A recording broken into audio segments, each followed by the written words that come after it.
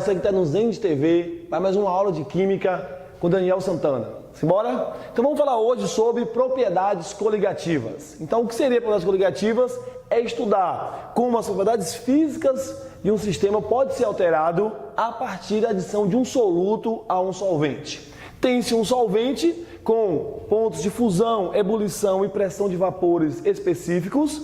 Ao ser adicionado um soluto a este solvente, tem-se uma solução. Esta solução terá alteração necessariamente no ponto de fusão, ebulição e de vapor. Essa alteração independe da natureza do soluto.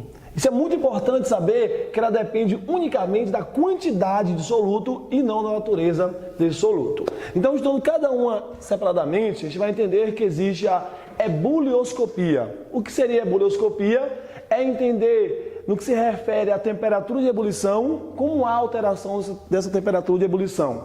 Temos um solvente que vai ter a sua temperatura de ebulição específica. Ao ser adicionado um soluto, vai ter um aumento na temperatura de ebulição. Esse aumento da temperatura damos o nome de efeito ebulioscópico ou ebulioscopia. Lembrando mais uma vez que esse aumento vai ser proporcional à quantidade de soluto adicionado, ao número de mols de soluto, independente da sua natureza, apenas do número de mols. Isso é um efeito ebulioscópico. Enquanto que o efeito crioscópico, a crioscopia é no que se refere à temperatura de fusão, a temperatura de congelamento. Então, um solvente vai ter igualmente a temperatura de congelamento. Ao ser adicionado um soluto a esse solvente, tem-se uma alteração nessa temperatura de fusão.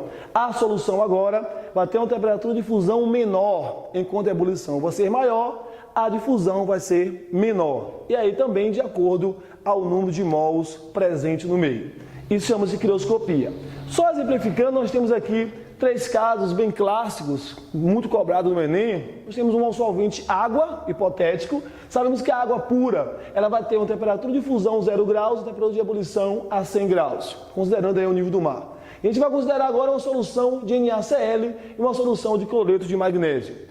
Eu observo que as duas soluções têm a mesma concentração. Se as soluções têm a mesma concentração, isso pode me induzir a acreditar que teria o mesmo ponto de fusão e ebulição, o mesmo efeito crioscópico. No entanto, eu preciso observar um fator muito interessante. Preciso observar algo que a gente vai chamar de dissociação iônica. Lembrando que esse sal ele vai ser dissociado e no meio aquoso 1 mol de NaCl se converte em 1 mol de Na+, e 1 mol de Cl-, totalizando 2 mols. 1 mol de MgCl vai se transformar em 1 mol de Mg2+, e 2 mols de cloro, obedecendo o coeficiente estequiométrico, tendo um total de 3 mols. Ou seja, uma solução de MgCl em meio aquoso, considerando sais com dissociação total, nós vamos considerar que esse MgCl tenha 3 mols, enquanto que o NaCl apenas 1 mol. Por que isso? Devido à dissociação iônica. Logo, o NaCl vai ter um efeito no abaixamento da temperatura de fusão, enquanto o MgCl será maior esse efeito. Por que será mais acentuado?